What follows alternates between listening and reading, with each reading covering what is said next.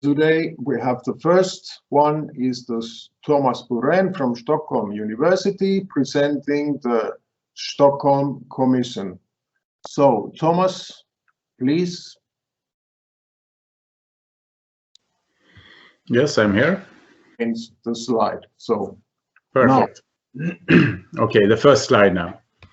So first of all, thank you everyone for the possibility to present here at this webinar. My name is Thomas Borén, as Petri said, and I'm an associate professor at Stockholm University. And today I will present the results of a case study of an action made in Stockholm by Stockholm City that aimed to support the city in fighting segregation and urban fragmentation. Next slide, please.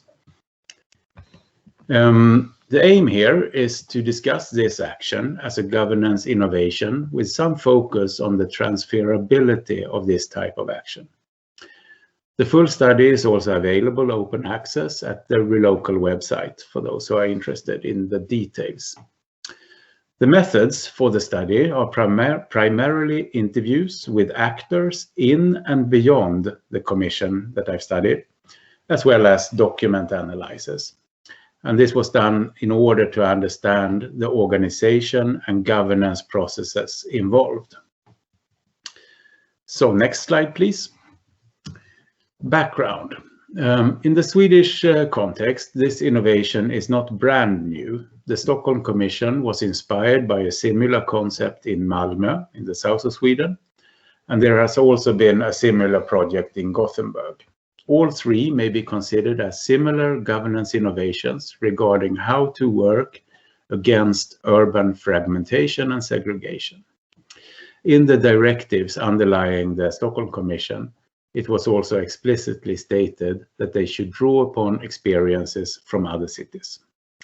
Nevertheless, it should be mentioned here that the concept of organizing commissions to address urban inequalities has drawn some attention also in other research, for example, funded by Mistra Urban Futures.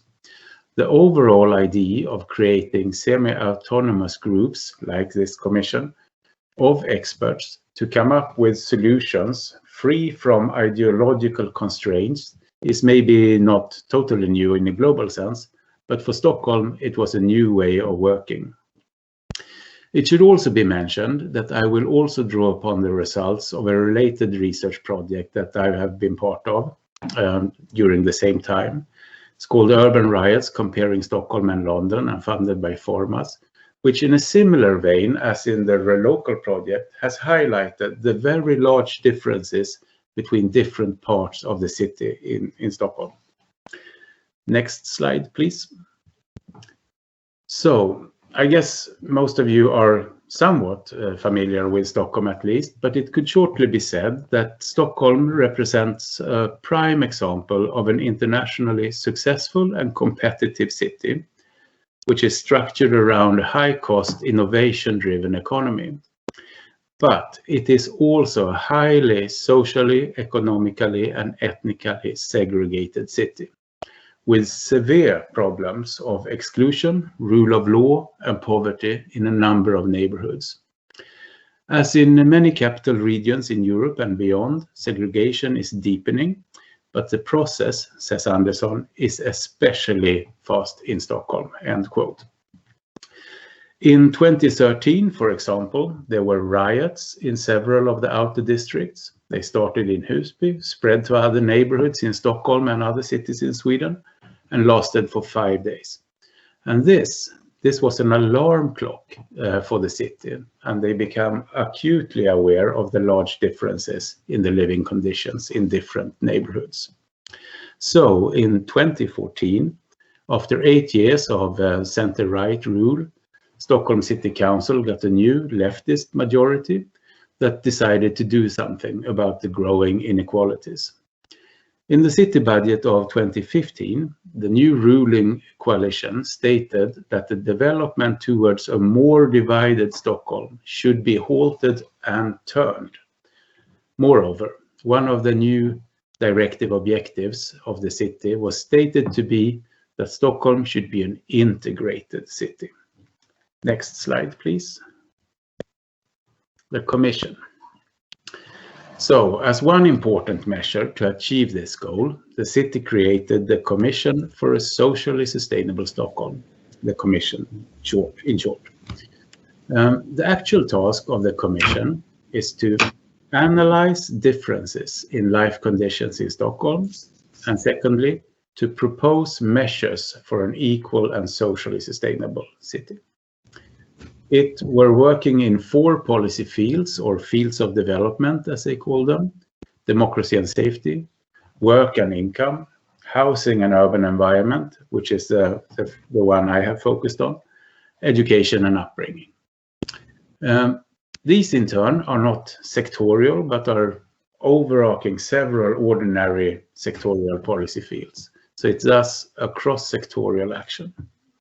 Moreover, the Commission is also in some senses working in a trans-scalar manner from the top administrative level in the city to district and neighborhood levels.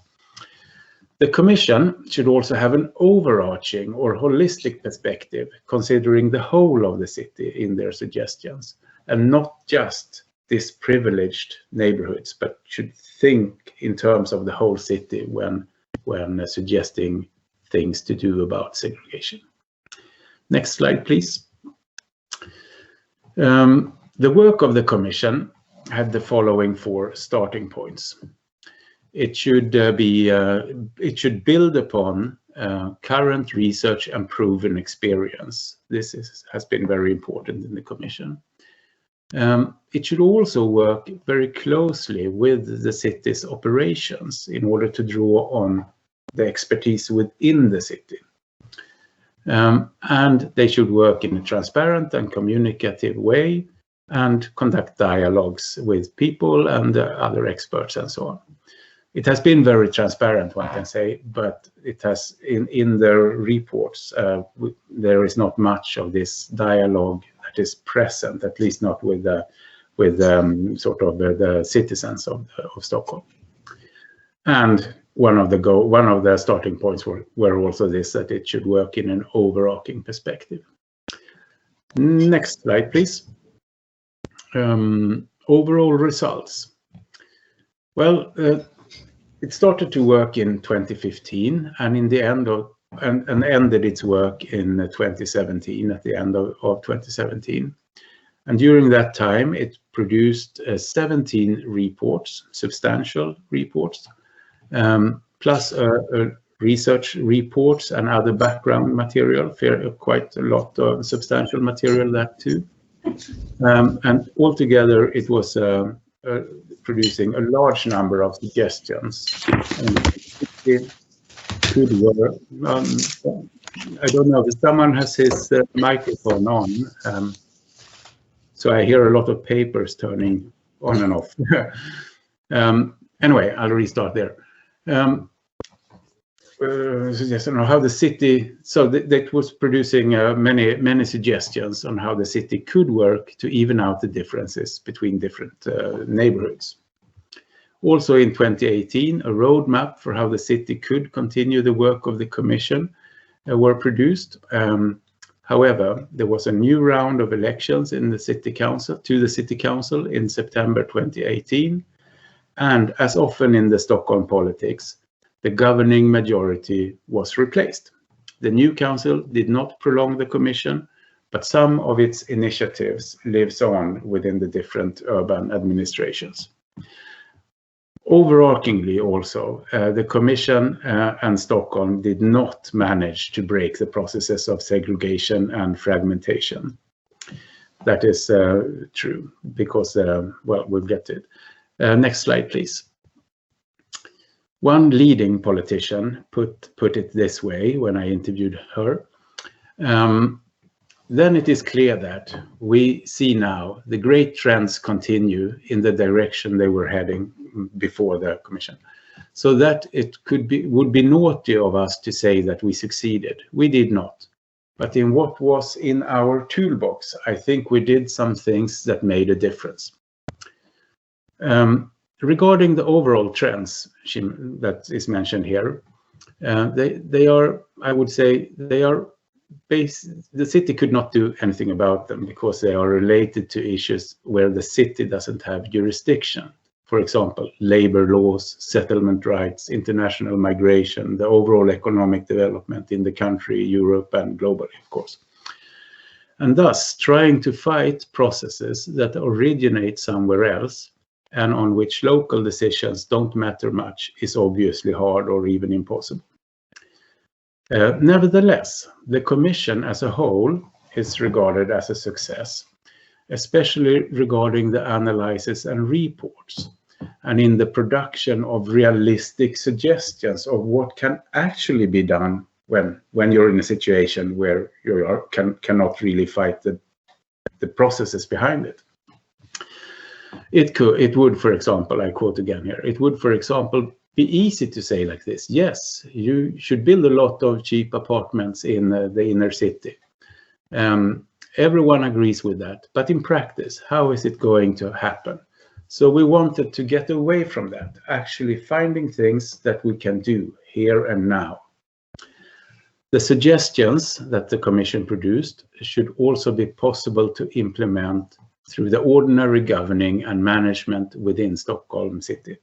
So no new administrative structures could be suggested, but the suggestions needed to be taken care of within the organization that were already in place.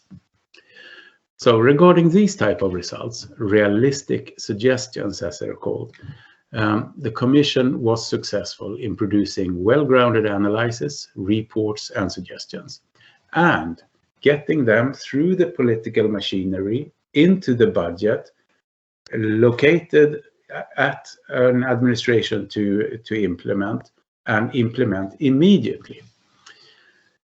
So here the organization was very successful, but the impact of these has so far been limited, one can say. 4 years, the political period in Stockholm and Sweden, is too short maybe, but also it should be noted that in planning and the built environment, starting a process, well, it could be a process that takes 10 years or 5 years, and so the 4 years is very short time in planning contexts. Next slide, please. Organization. So internally in the city, the work of the Commission was generally regarded as a success, which I argue is much related to how the Commission was organized. The Commission is formally organized as a special development project at the City Executive Office, that is the leading office in the office that leads all the other offices in Stockholm. The Commission was led by the Chief Officer for Sustainability, and each of these 4 development fields had also a development leader or stream leader, development leader, who had the mandate to call in other thematic expertise when needed. The development leaders had very large responsibilities. They organized the work and produced the reports with the suggestions of change, and had them also anchored pre-decision making. So they were politically anchored before they went up for political decisions. In this, the steering committee was important as someone to discuss with. The steering committee consisted of city directors and other top civil servants, many of which are politically appointed. So there you have a direct connection to political leadership, via these top civil servants. Also, there were a political reference group with delegates from all but one of the parties, where discussions of the suggestions were done before they were up for political decision. The organization is thus hierarchical and thematic, not sectorial, and it is also semi-autonomous, and this is important, in the sense that the Commission was an institution organized outside the established sectorial administrations. And the Commission also had a mandate to work in close cooperation with and within various administrations. So basically, if we look at the next slide, please. So basically, here we could look at the flows a bit to and from the Commission.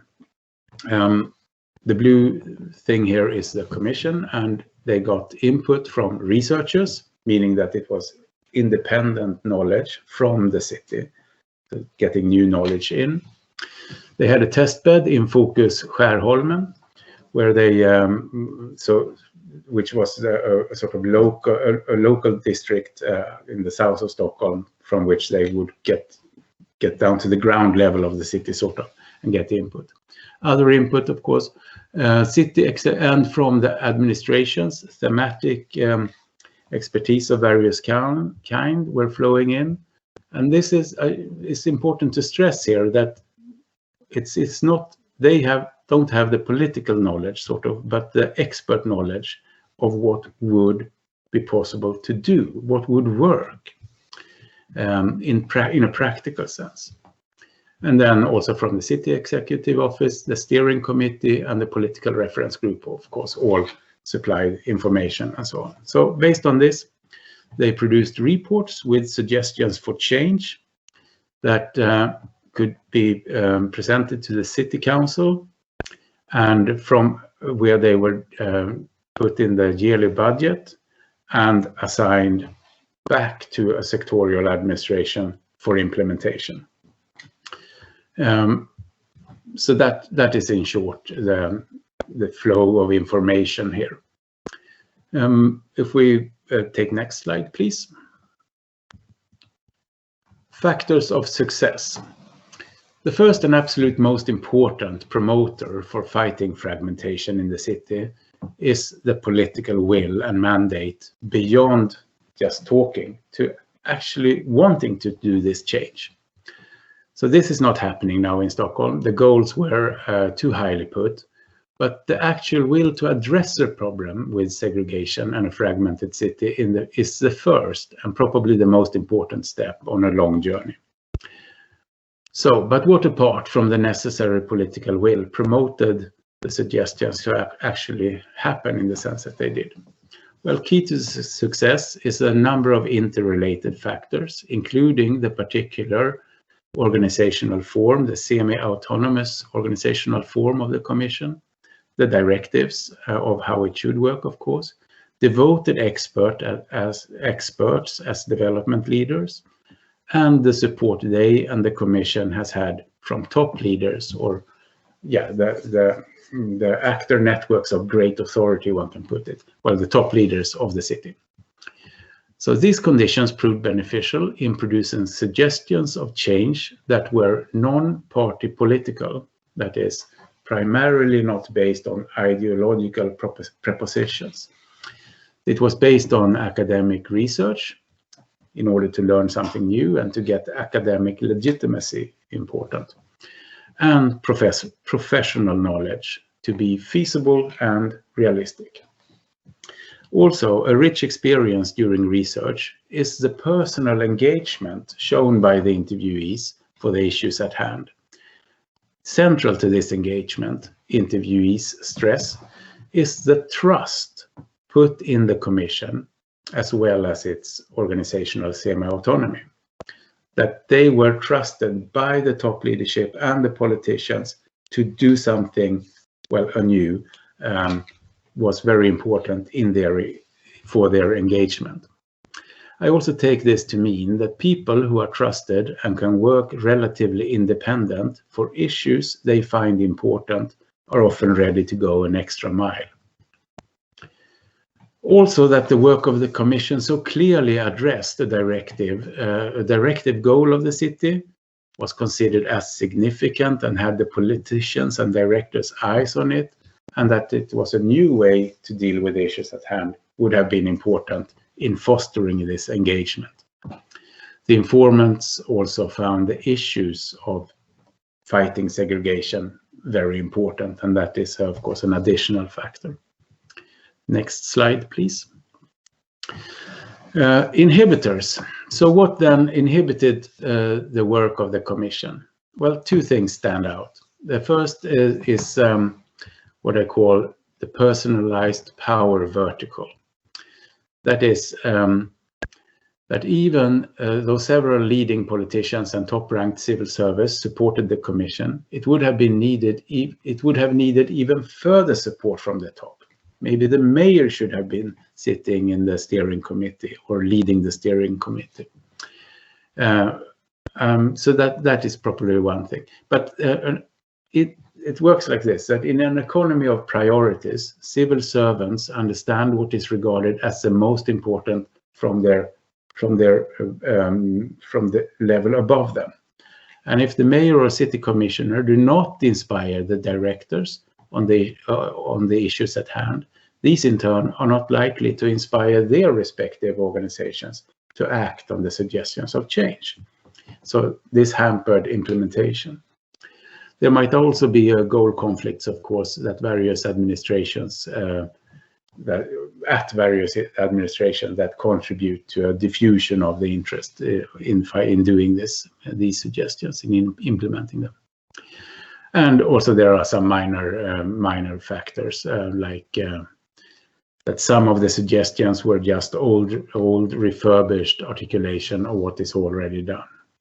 But sorry, one of the major inhibitors is organizational learning, that these suggestions didn't really reach into all the administrative bodies in the cities. So many would know about this commission, but they would not read the reports or get to know the exact content of the suggestions and so on.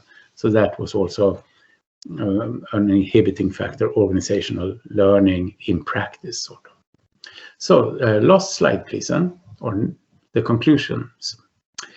Turning now to the question of if the achievements of the Commission are solely place-bound or if they can be achieved also across place and times. We can conclude, or I conclude, that the concrete results of the Commission primarily are place-bound, but that the basic policy ID and the organizational form is not. So regarding transferring the ID of the Commission to other places, the inherent localized aspects is crucial, right? That this was an organization made for learning, and that worked. It made it localized, it made it context-bound, it used knowledge in and of the place. In short, localized organizational learning is key to the capacity of this organizational form to travel successfully. And if it would, this would also make sure that out-of-context solutions are not tried in various places.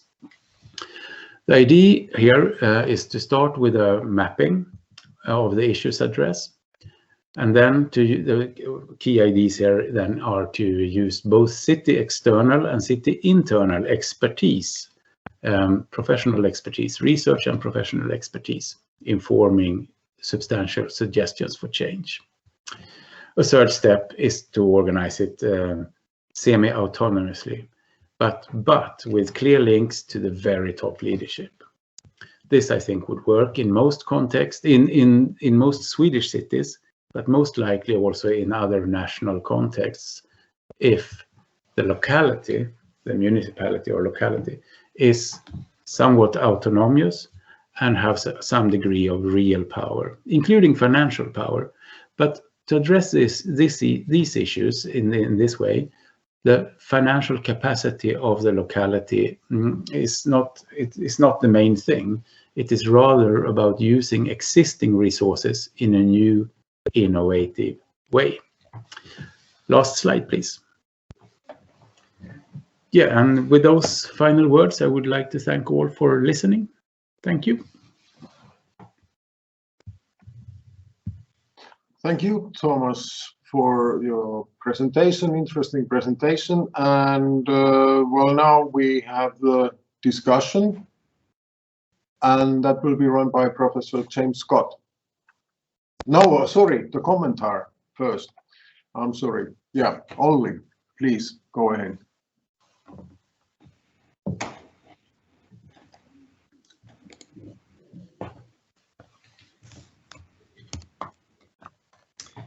Okay, thank you very much, and happy to be here as part of this webinar.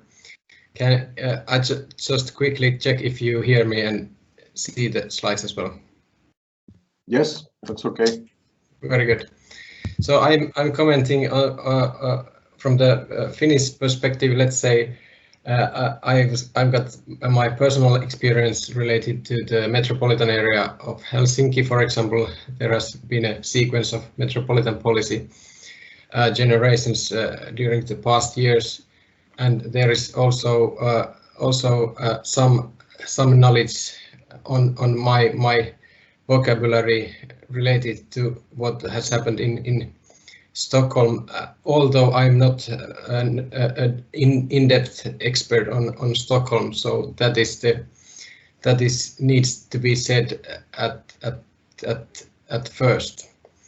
I would like to start with the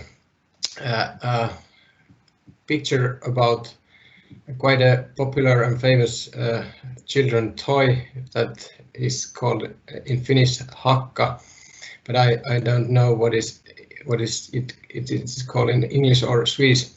Probably this toy illustrates quite well the tackling of segregation. What I basically mean is that when tackling segregation, different residential areas, different parts of city not only evolve in absolute terms, but they also evolve and develop in relation to each other. And these colored pieces of tree can illustrate the city development and the tackling of segregation in that sense that when improving one area, another tends to pop up with new challenges. That sometimes happens, and this underlines the whole city approach, helhets perspective, which was very well underlined by Thomas Borén, and it also underlines the city level dashboard, or so-called information base to inform the policy as good as it could. One additional aspect to this picture is that one needs in the urban policy probably not only to hammer these pieces, colored pieces, downwards if there are emerging problems, but one should also hammer these pieces upwards when there is a need for boosting some areas of urban city. I got some additional information from a Finnish researcher, Mats Schönberg, who has been working also in Nordregio under the last couple of years. He has been doing a dissertation on segregation in Helsinki metropolitan region, but he has very close view to the Stockholm region and Stockholm Commission as well. And according Mats Schönberg, he has a pretty logical chain of how to describe the segregation dilemma in Stockholm, but also in general. He starts from the fundamentals of the segregation that mostly lie in inequality, which derives from mostly from income and well-being differences and gaps. And these again can be best tackled by employment and social policies.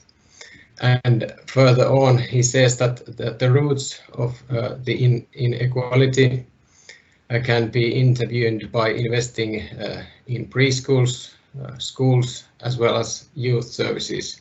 So the roots lie often on that age level. He also mentions that mixing policies are something that can be seen as fairly efficient in breaking the spirals of disadvantage development. However, these policies neither are absolute solution to segregation. So mixing policies can be an essential part solution, but not the whole of it. Further on, the physical projects like urban renewals or infilling of the city structures could be ways to increase attractiveness, versatile housing, as well as keep the services to stay in the area. Linked to the physical environment, it's quite important to build identity, which can be a driving force to many areas. And probably the image of the residential areas and suburbs is one of the rising topic in the, let's say, not postmodern, but in transmodern times. Single city also has limited powers to influence to what central government is doing and what kind of national urban policy the national government has. Therefore, it's important to underline that regional and local interventions can really play an even stronger role to make real turn to fragmentation development.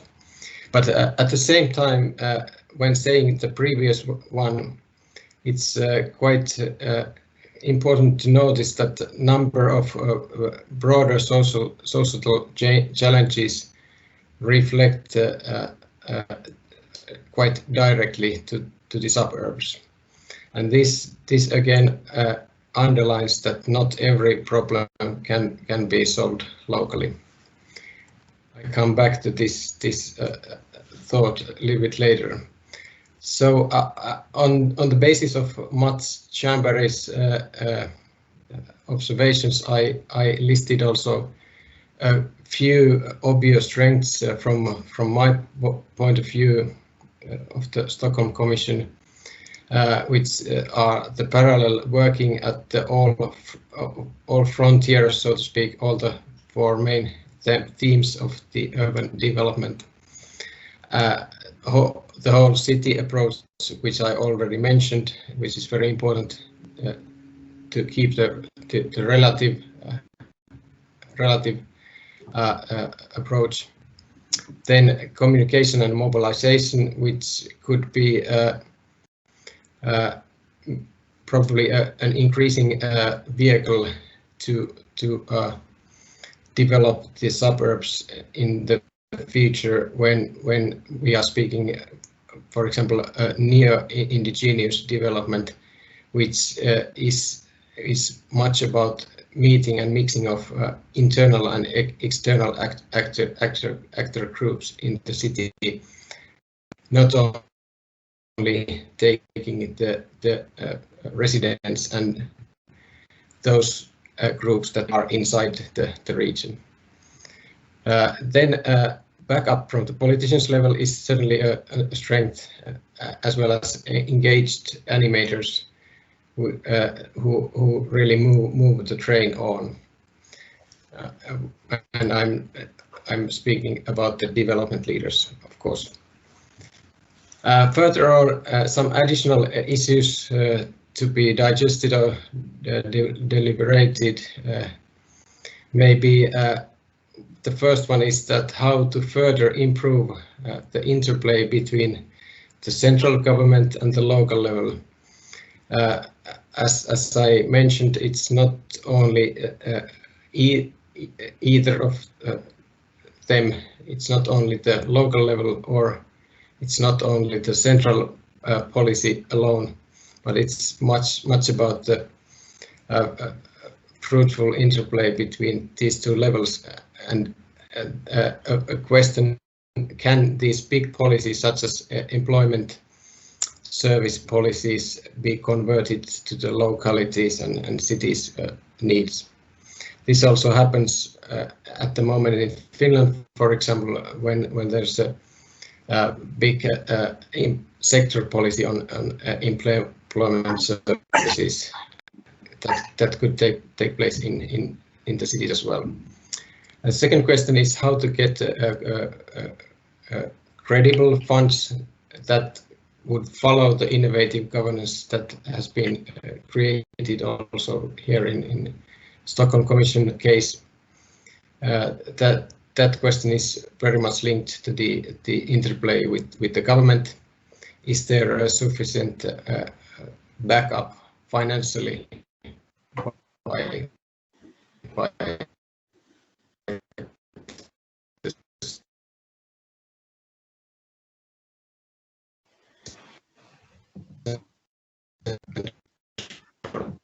government to what the city is doing?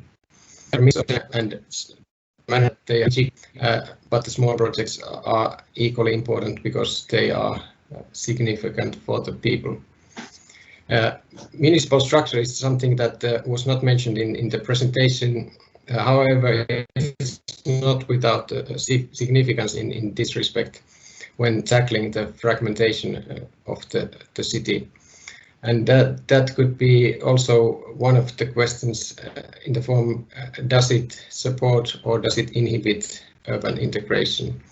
It might be that it's a distant question, but however, it might have a quite a big impact overall. The last question is fragmentation is certainly easier to work with if it's responded early and when it's in a reasonable scale. So my question to the future prospects is that is there a sufficient role for preventive approach to handle the development of the future suburbs? So these were my commentary points, and I'm looking forward to discuss more. Thank you.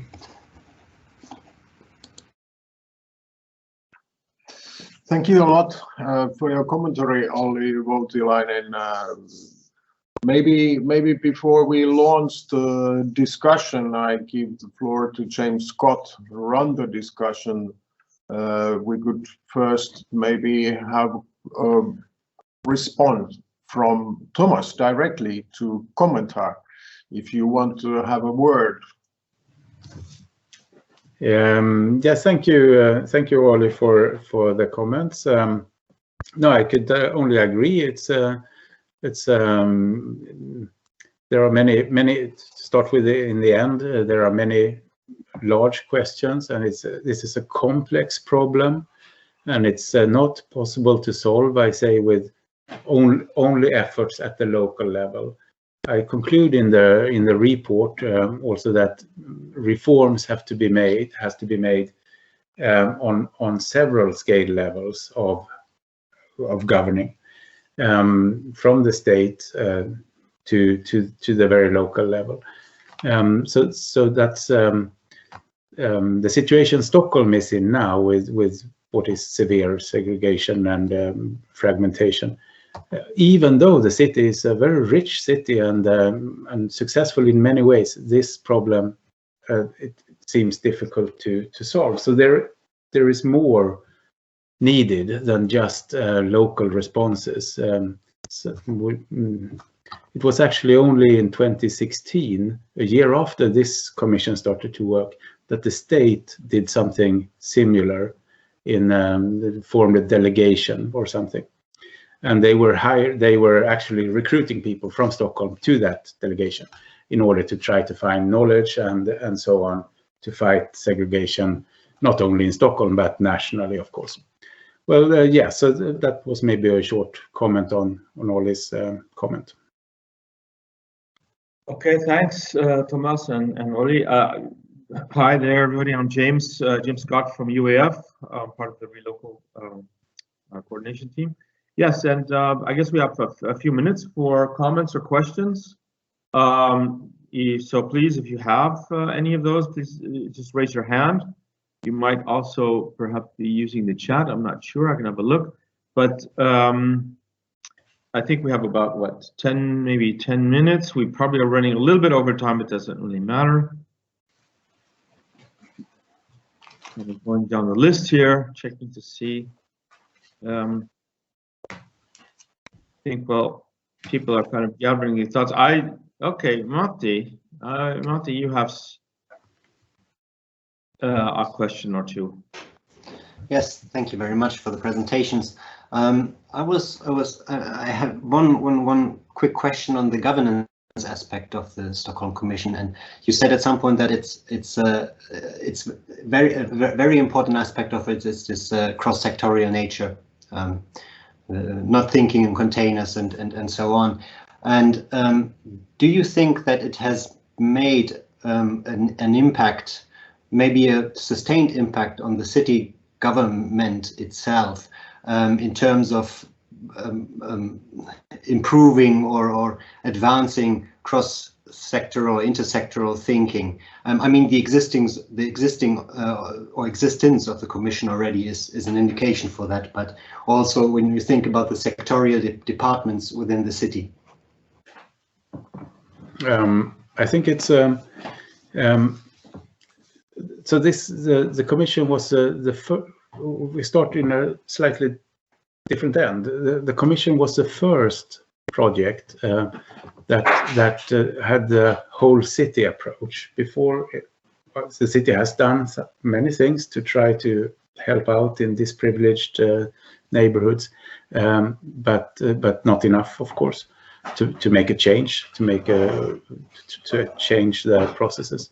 But so that starting there, I think, made or have the potential to also include intersectorial approaches much more, because then you see that you need to work not only with each and every administration, but also with the local district administrations, which are on the ground, sort of closer to the citizens.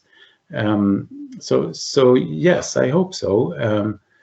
But to what extent it is actually happening is difficult to say. But since this is a kind of new thinking, I would say in the Stockholm context, it could be a start. I write in the report that this is an important start of a new type of thinking where not only intersectorial, but also sort of getting administrations connected to the local district administrations in a way that could make a difference, maybe for the population and so on. But I don't know how it's the majority has changed. They have probably kept what they thought were good with the Commission and their suggestions, and tuned down other stuff. So I'm not sure to how it is working now, but definitely it was a first step during this time that I find is important in order to, well, work cross-sectorial. One should further comment on that is that we always support cross-sectorialism, sort of, and for good reasons, absolutely. But it is also so that when you have administrations working on their own issues, it also creates a multitude of voices for the politicians at the top, or the city executive office, which is so it becomes a plural views that they have to consider. If they work too tightly, you get maybe only one view or so. So it is not self-evident, I would say, that we should always strive to more cross-sectorial cooperation.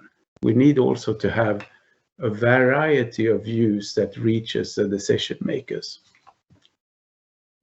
Yeah, thank you. Sabina, I saw you're up next.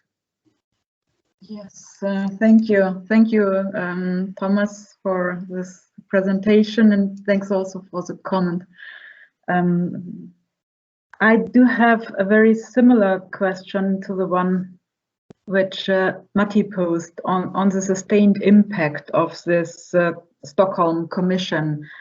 And you partly answered it. My question would also have been, are any of the changes that were suggested by the Stockholm Commission actually, have they been taken up on a local level, on a municipal level? So that was one of the questions, but that answered. The other thing is, so now looking backwards, you were saying that the Stockholm Commission ended their work with the municipal elections, and then my question would actually be, how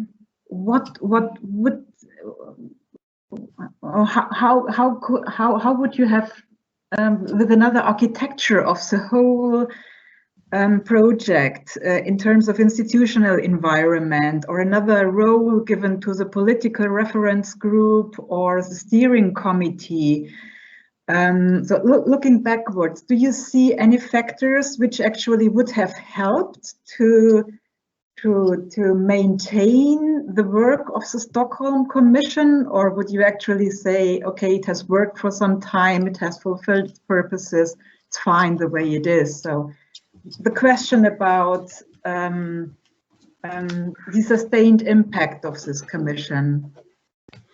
Yeah, thank you. The reports are there, and they are still available with all these suggestions and analysis and so on that they produced. They are still on the website, so the new majority has not taken it away. So, and this is quite, in several cases in Stockholm history, recent Stockholm history, say the last 20-25 years, it has worked like that. One respect the work of earlier political periods, for what it is, sort of. So when it is good analysis, yes, they could be used also by other political belongings, sort of. And so that to have made them away from party politics to start with ensures, in a sense, that the results will live on into the future. As long as they are relevant, because with time everything changes. But so that is one thing that is part answer to the question. Another thing is that the Commission also were very influential in creating the new comprehensive plan of Stockholm, and every new development project have to be checked towards that.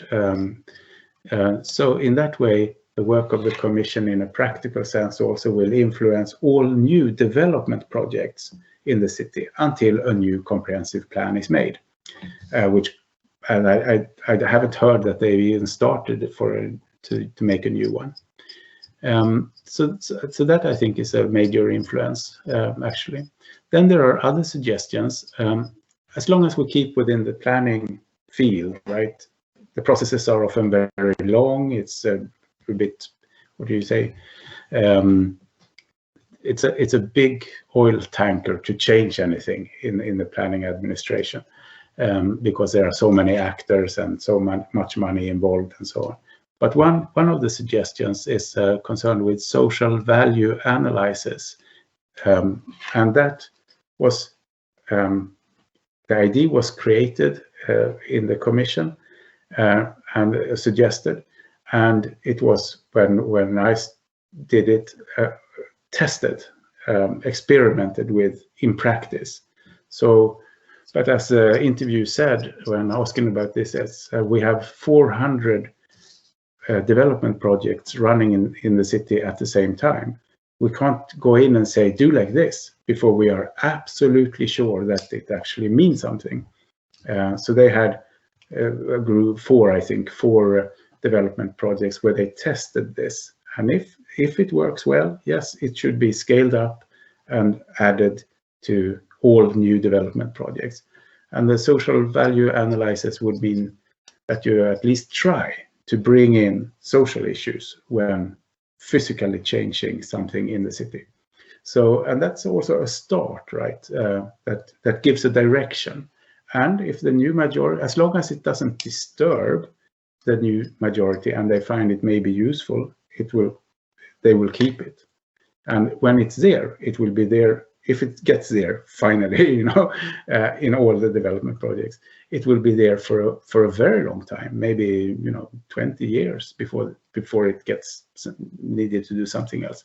Since we have this oil tanker thing within planning, that it's very difficult to change the route of an administration that is so connected to external actors, internal and external capital, many departments, and the politics and laws, and so on and so on. So if it gets into the oil tanker, yes, then it will be on the oil tanker for a long time. Thank you so much. I think we have time for one more question. We have to kind of move on here, but Christina has something to ask.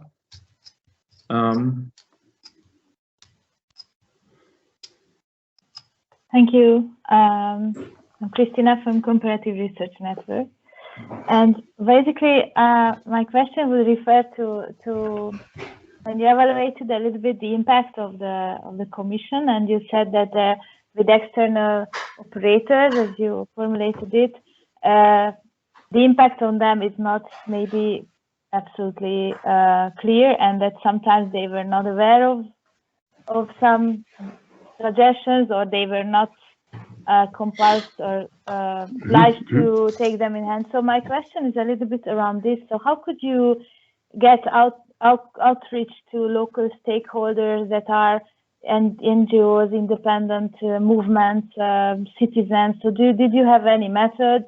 And can you now have a view on the potential impact of the Commission's ideas or proposals on this whole world? Yeah, thanks for the question. I didn't bring it up in the speech, but in the report I address the issue a bit. And one innovation they did, were trying, was connected to the ground level, sort of. And that was that they wanted to build thousands of new apartments in this district.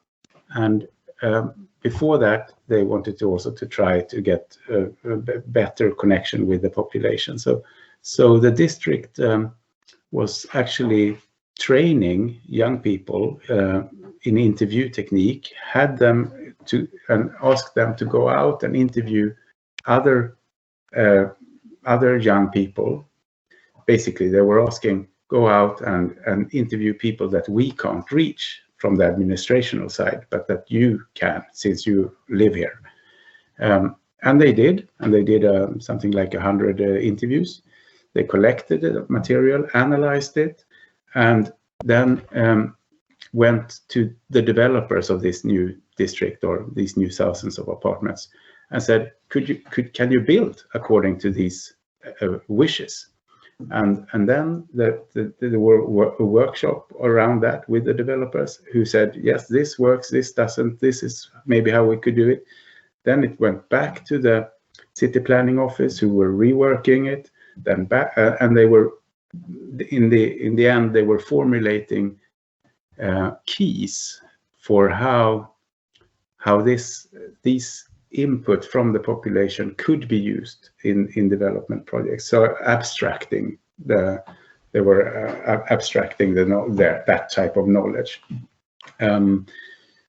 I think this was an innovative way to work, and it's more described in the report. But it will suit large development projects. You can't do it if you're going to build a garage. It's too much effort. But if you're going to build a new district or thousands of apartments with schools and preschools and all that, yes, why not? Why not actually try a bit harder than the normal consultation process and go out and really include people in that way? Internally,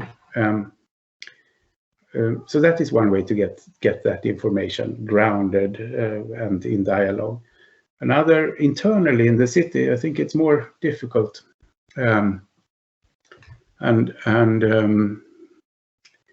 Even though there were internal workshops and stuff like that, you know, people would say, no, I don't have time, was one reason. Another was, no, you belong to the wrong political party. I'm not coming to your workshop.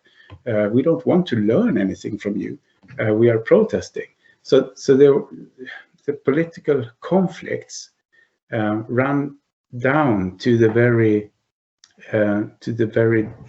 what do you call it, committees, where, so planning issues, for example, some parties were organizing it, but other parties wouldn't come because it was made by the wrong party, and so on. So that's why I think this construction also, with making it an apolitical, in a sense, apolitical commission, was a prerequisite to actually try to start solving the problems. I don't know if that was answer to your question, but thanks so much. I think we have to move on. Those are very interesting questions. There's no short answers to these questions talking about place-based development. That's something that we know from the very beginning. But we have to continue on. So Petri, we will now move on to the second presentation. Yeah. Thank you for a very lively discussion, but unfortunately, really, like James said, we have to move on. We are about 10 minutes behind the schedule, and I want to keep it like that, not too much. So now it will be the participatory section for Łódź, Karolina Domskaya-Dudek and Paulina Tobias-Lis from University of Łódź. So Paulina and Karolina, you are ready? Yes, ready. We will share our screen. Please do. Yes. Thank you very much for introducing us. My name is Paulina Tobias-Lis, and together with Karolina Dmochowska-Dudek, we are happy to share our results of one of the 4 case studies that we carried in Poland. This one is in particular very close to us because we observe the city of Łódź not only as researchers working here at the University of Łódź, but also as citizens living in that city. So we just every day watch how the city is changing, not only due to those big interventions, but also due to those local actions, and participatory budget is one of those. To understand problems of Łódź today, we need to look back at the historical urban development path and also on contemporary geographical location, functions, position of the city in the settlement network and the settlement hierarchy of Poland. So the city of Łódź is an autonomous locality, local self-government. It is Law 2, Law 1, and also NUTS 3 at the same time due to the scale and the role of the city in the settlement hierarchy. And it is also the capital of the region of Central Poland, Lodz Voivodeship. This is one of the largest cities in Poland, with the number of inhabitants almost 650,000, which is decreasing year by year, but we have to also remember about the university functions, and each year 100,000 students should be added to that number of inhabitants. We have predominantly urban case study here as the city of Łódź, and in terms of level of development in relation to a wider socioeconomic context. This is the disadvantaged area within the wider underdeveloped region. As to the history of the city spans over 600 years.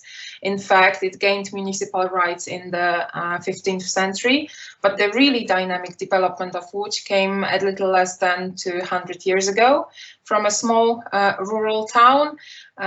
It was in the beginning of the 19th century. It became really quickly the promised land, giving dozens of thousands families hope for a better tomorrow. Rapid industrialization process resulted from political decision to join Łódź to the network of industrial towns, and soon it became the biggest textile industrial hub of Central Eastern Europe.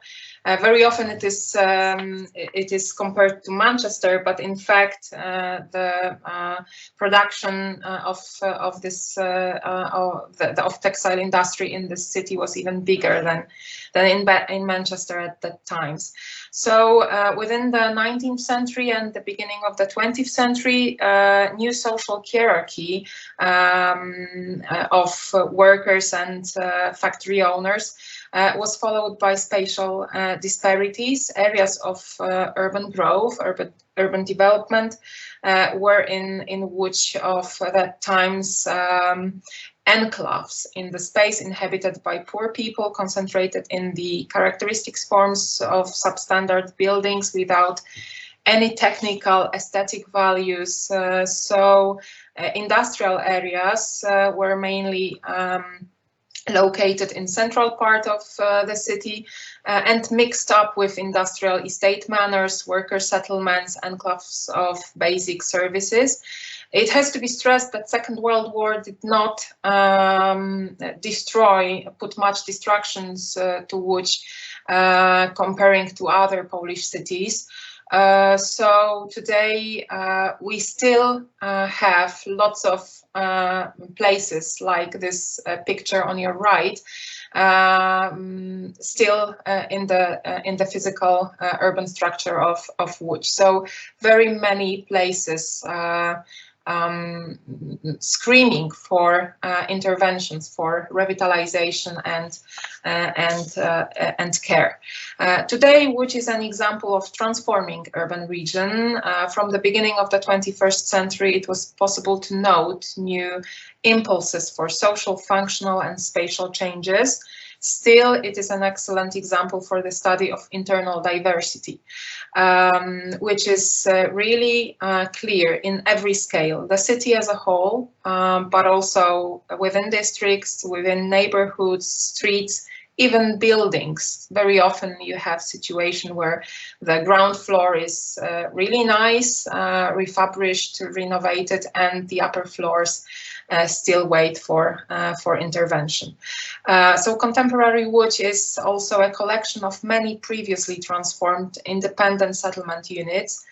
On the other, open land of former rural areas, forests, and former hamlets had different genesis, different historical development, significant functional separations.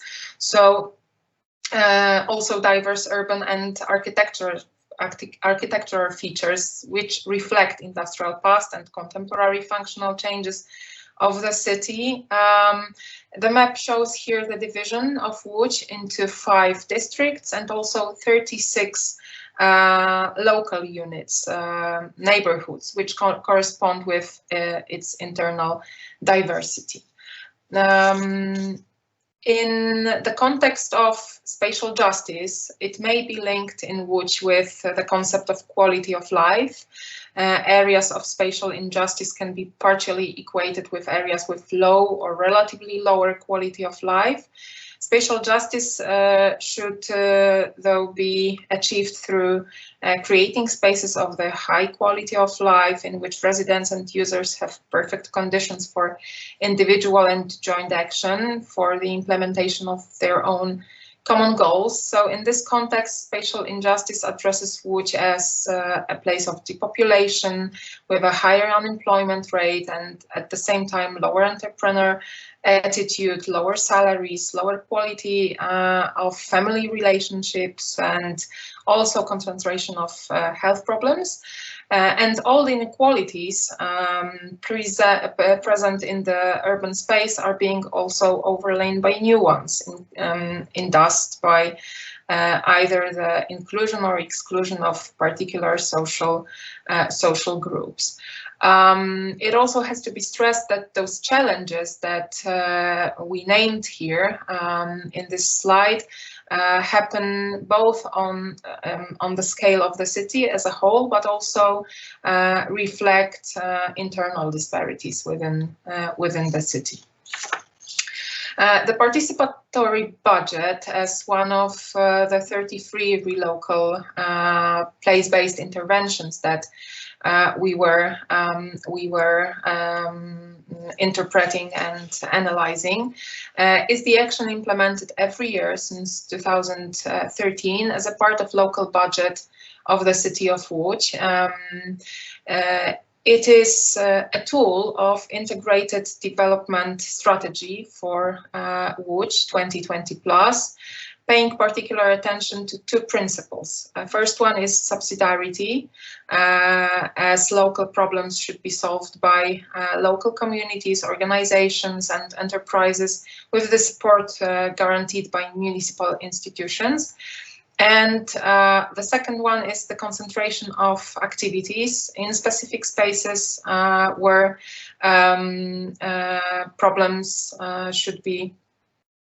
key problems should be diagnosed and solved by municipal institutions. The participatory budget is implemented in two spatial dimensions, the scale of the city as a whole and also in the scale of local neighborhoods.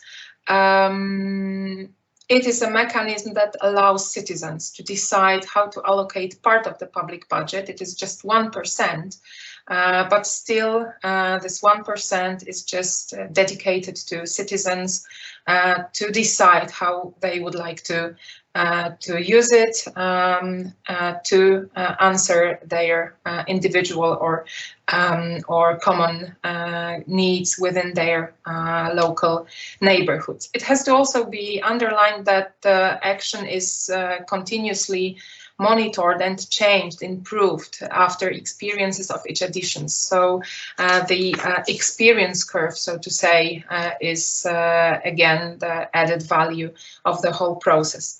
It is possible due to the very stable local government, which has not changed since 2010. So this is also very important for such local actions.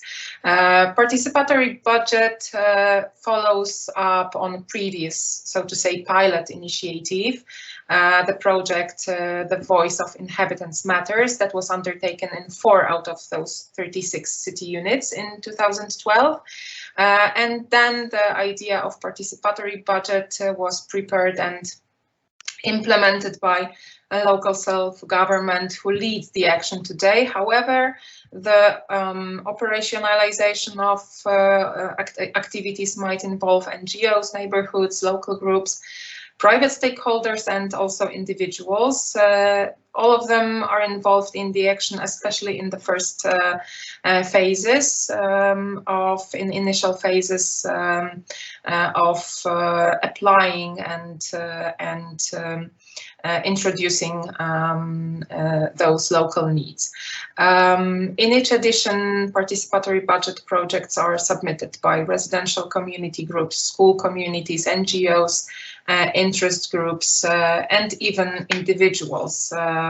They have to be supported by 15 other members of communities, but it is also possible. So participatory budget each year, the whole process of preparation and implementation of it can be divided into 5 stages. First two here, those red ones, are information, education and communication campaign on procedures and also proposed projects. And it takes place between March and June. From July to August, the Participatory Budget Office verifies the proposed projects. As you will see in next slide, some of them show a really big imagination of citizens, and sometimes they have to be just rejected. Then we have voting, and it takes place in September every year. Possibilities to vote are also different. We will show them in a second. And then evaluating and choosing the projects between November and December, and implementation within the next year. This is the next year of new proposals, but those projects that were chosen a year earlier are implemented. Application for funding, promotion of the project, and if it is successful, its implementation ties local communities, develops place attachment, and allows to be proud for the local neighborhood. This is the table that shows the increase of proposals since 2013 and 2018, but also the increase of rejections. It somehow illustrates also maturity, growing maturity of the action and the learning process. Task proposals might be, as I said, submitted by every resident of Łódź, but it must be supported by 15 other residents, and submitted tasks are formally verified by social participation office in cooperation with other units of the City Hall. And after that verification stage, verified projects are being voted on and afterwards evaluated. The voting takes place among all the residents aged 16 and older, by ballot box or by post, or also electronically.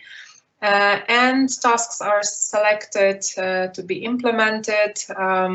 These that receive the largest number of votes until the funds are finished are recommended for implementation. And if the task is too expensive, then they choose the next one which received less votes, but the amount of money still makes it possible to be implemented.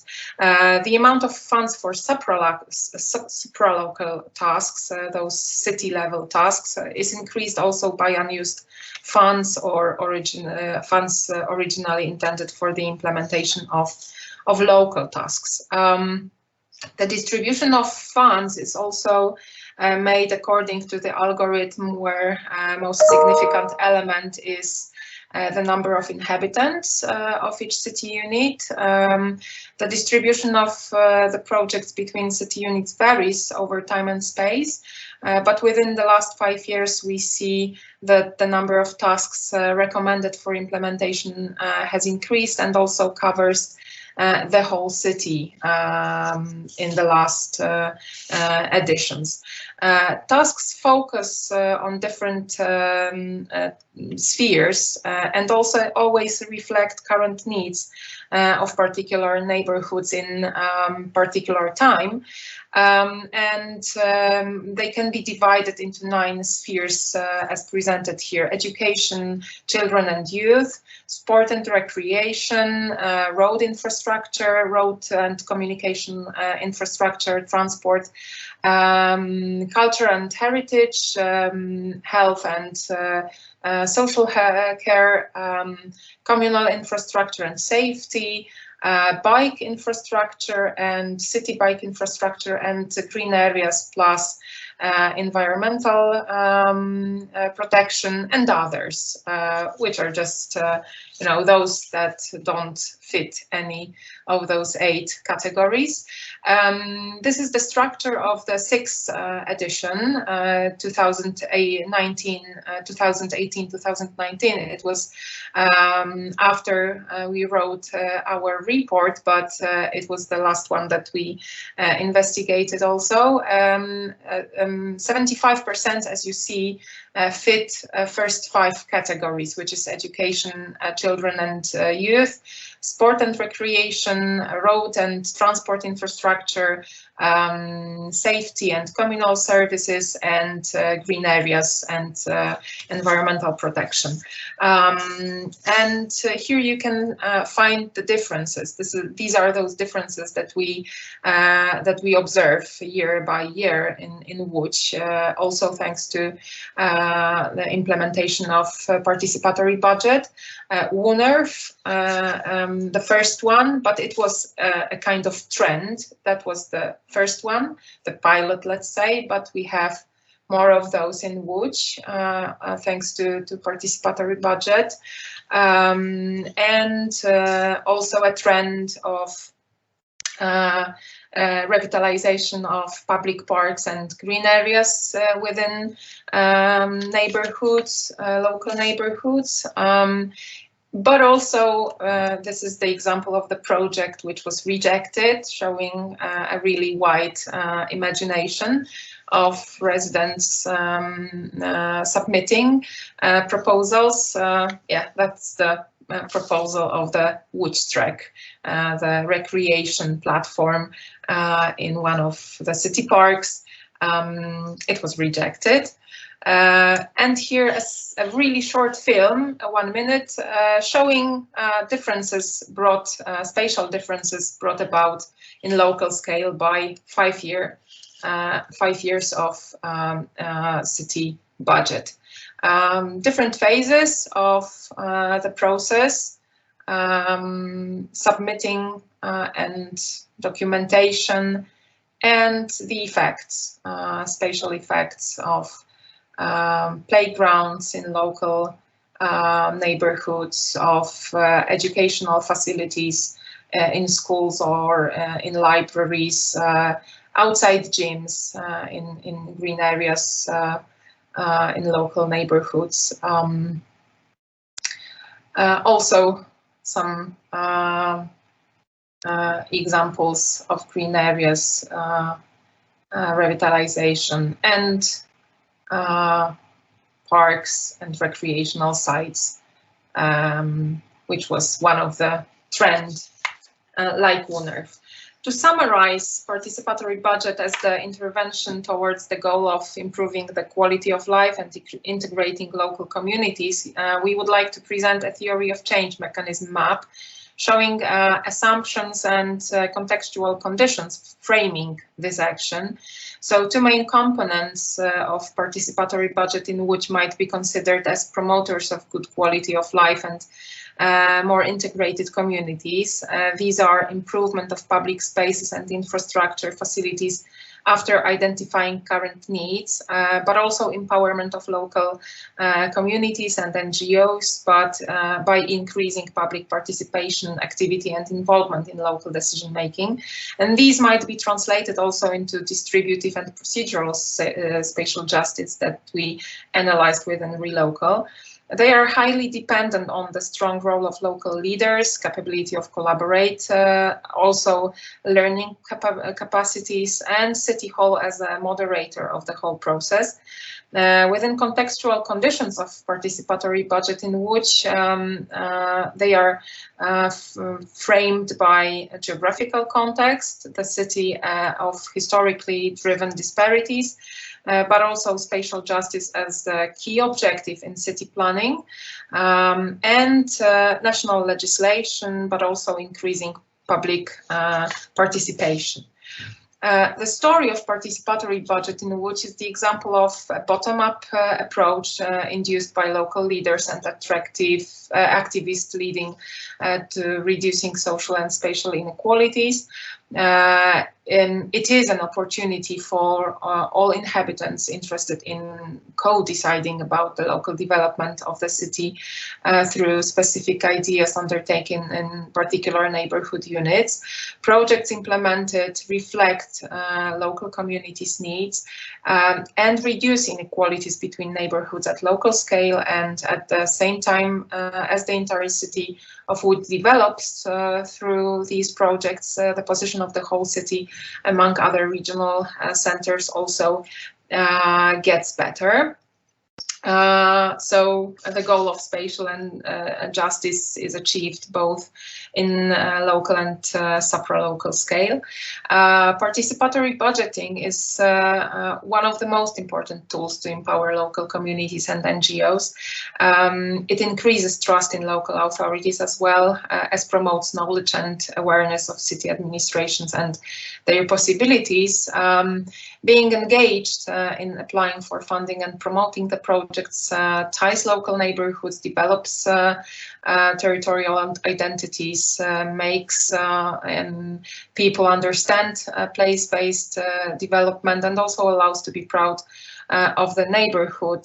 Participatory budget is the example of action where processes of localization and place-based public policy can make a good contribution to spatial justice and democratic empowerment. So both, as I said, distributive and procedural aspect is fulfilled. Thank you very much for your attention. Thank you very much for the possibility to share the story of participatory budget in Łódź. Thank you, Karolina and Paulina, for your interesting presentation of the Łódź. And now we go directly, just to save some time, to commentary on your presentation by Christina Kerestelli. Kereste. Kereste, sorry. Yes. Thank you. Please go ahead. Thank you very much. Thank you for this very interesting analysis and presentation, and also your article that I had the occasion to read. And you know, I'm also representing another Horizon project called EU Arenas, where we really are going into this topic, trying to find also case studies on deliberative democracy and participatory methods. So your case is really going deep into our project as well. And I just wanted to, thinking a little bit about your comments regarding generally participatory budgeting, and so first of all, to raise the attention on this phenomenon, which is this method, because this method is really now so spread in many cities in very different ways. It uses very different approaches and methods, and I think that now, although I haven't done it yet, but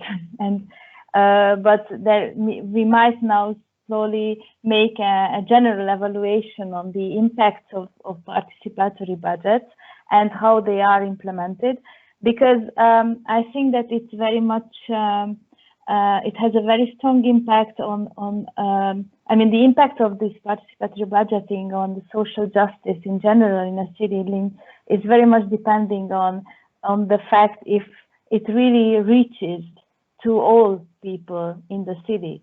So how it can be reached to the people, how we can use methods, tools to really inform the people about this method on use, and how we can help them to understand why is it important. So everything that for us is more or less evident, for many people it's not, and how we can reach to them. Also, it's a very important indicator or character of these methods is how the decision is made. So of course we have a whole process, but who is deciding? Who is deciding about the vote? Is it the municipality, or is it a council constituted by citizens, by NGOs? So how much everybody is involved in the decision making? And it's also a question how this is a starting point in the local level, so in the policy of a city. Is it a starting point for then going after more deliberative tools and a little bit upper in this ladder of participation, and heading towards a co-creation, so involving people for co-creating policies and even actions? Or is it just a tool that is used as a good popular tool to involve people and to show that we are really open to people, but not anymore any other tools is used, and it's not part of a strategy of being more participative or deliberative in the city level? So it's just some ideas that I had to show that it would be really interesting to talk much more about the ways and methods how participatory budgeting is made. And also, in some days ago, in a workshop, we discussed about the question of bottom up and top down. What do we call really bottom up? And I also read it in your article, and I think this is something to be thought about, because participatory budgets are really depending on the cities. So they are, by definition, not really bottom-up. They are top-down policies using bottom-up kind of methods or tools. And of course, it's very good, and they can be supporting bottom-up things. But for this, maybe all the things that I've said before, so supporting people to be to have access to these tools, helping them to also participate in the decision making. These are the ways how this can be really maintained as a bottom-up approach, even if, of course, the money is given by the city, which is normal. So these were my general ideas that can maybe help you also to go a bit deeper into this analysis. I really think that I really appreciated a lot your presentation. I already went once to, I've been to Łódź, and I had the occasion to see it, and also this really industrial environment of the city. So it's really, I think it's a laboratory of such projects that you showed a little bit.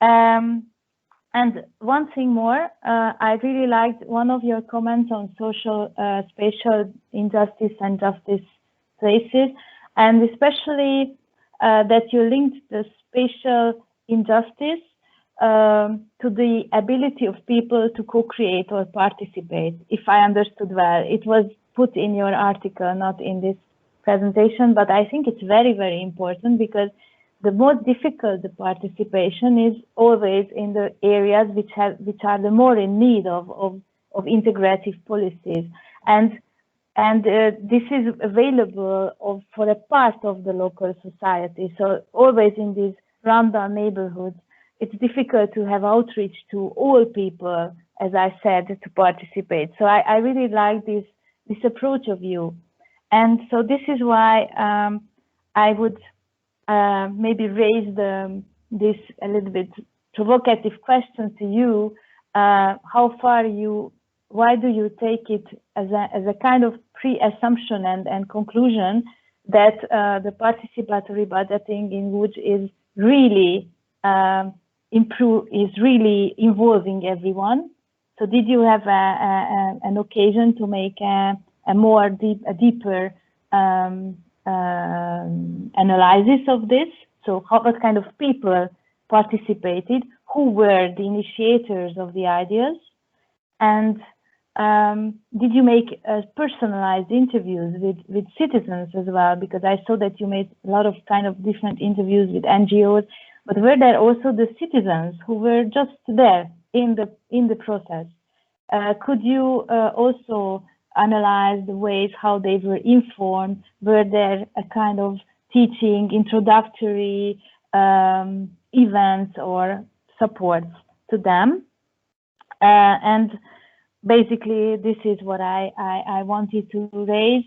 And as I was asked to think a little bit about the link between spatial processes and this specific case, I think that we can have very much. It's important to have spatial-based policies, of course, but they really need to. But for having an equal, spatially equal development, it's very important to have really a vision on having an effect on all people. So on a more let's say socially sensitive way. And so thank you very much for this, and maybe we can also discuss about further dialogues about this case, if you don't mind. Thank you very much. Thank you very much, Christina. And we have some minutes now for discussion. The first thing, we will allow Team Łódź to comment on what Christina said, if there's anything you want to add.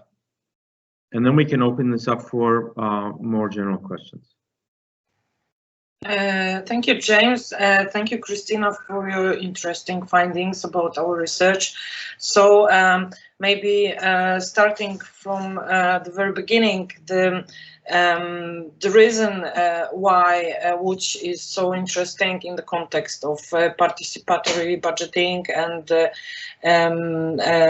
it's the very beginning is the situation where central-driven planning in Poland gives us some experiences about how it works. So now we are pretty aware that we need this self-governance, and that's actually at the bottom. This is the basic for the local societies, that we need to have it in our hands to decide and to change our localities. And you're asking how the local society is involved in the process of participatory budgeting.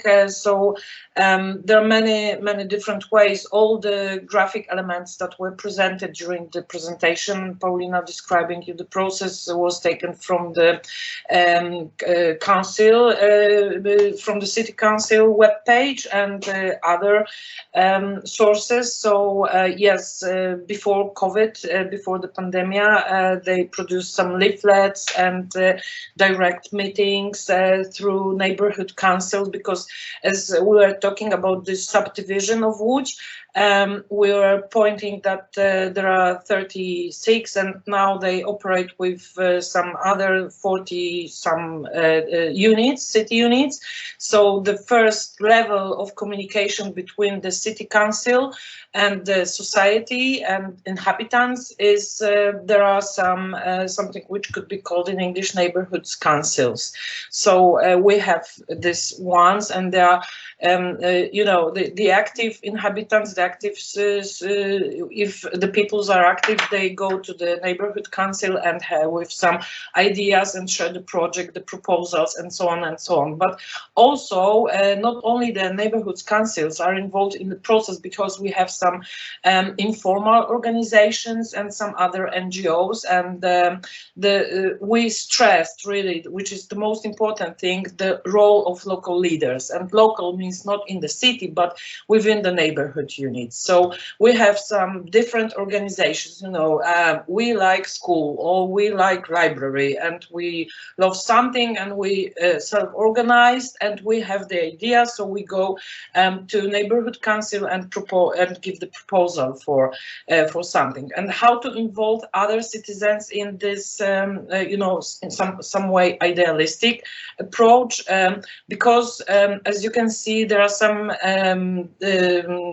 evidences for that this is the right way and it works. Yes, so if the citizens can observe that the neighborhoods are changing, you know, in Łódź we have the problem with this old and demolished infrastructure within the buildings, and this is really a problem, and with no playgrounds for children and so on and so on. So changing the closest vicinity of them, you know, the locality, changing the locality is the evidence that this approach works. So they, after 7 or 8 years now, the citizens know really well that this is really good idea to be a part of participatory budgeting process. And now we have this COVID situation, so all those indirect meetings and festivals and picnics, they are happening online. So in this year probably was, so the last year actually was the first year where the online meetings and webinars about the participatory budgeting and all the process was really onlineized. So they have some clips, some movie clips, and they have some informations, and the web page is really good organized with some examples and so on and so on. So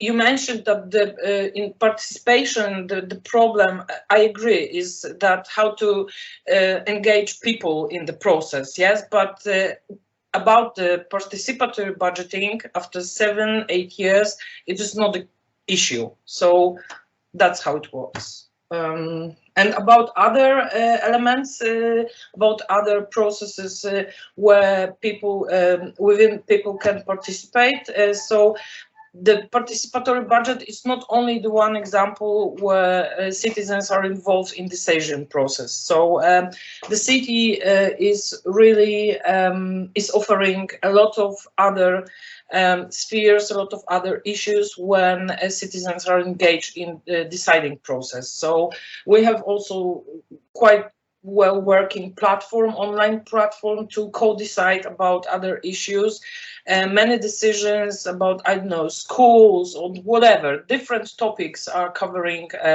this co-deciding process, and also quite you know, problematic the consultation on spatial planning issues. They're also in Poland, it is law law needs to or expect from local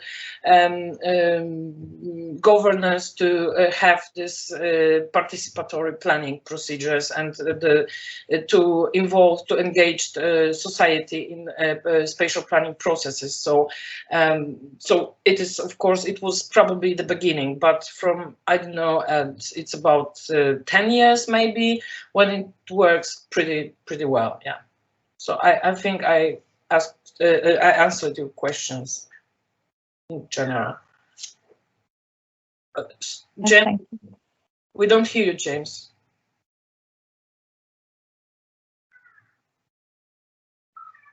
James, you are muted. Muted. Sorry, guys.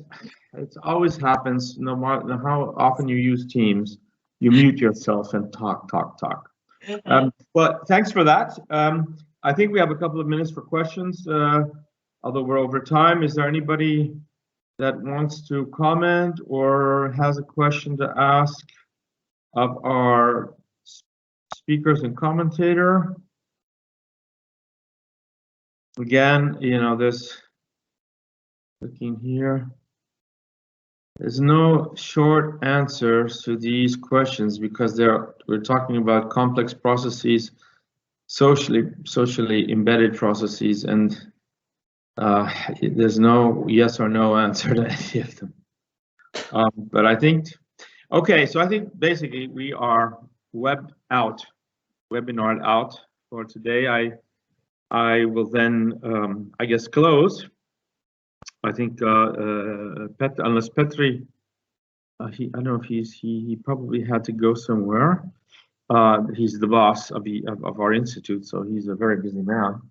I thank everybody for their participation in this webinar and the two case studies and the commentators, so Thomas and Olli, Carolina and Paulina, and Christina for their interventions here.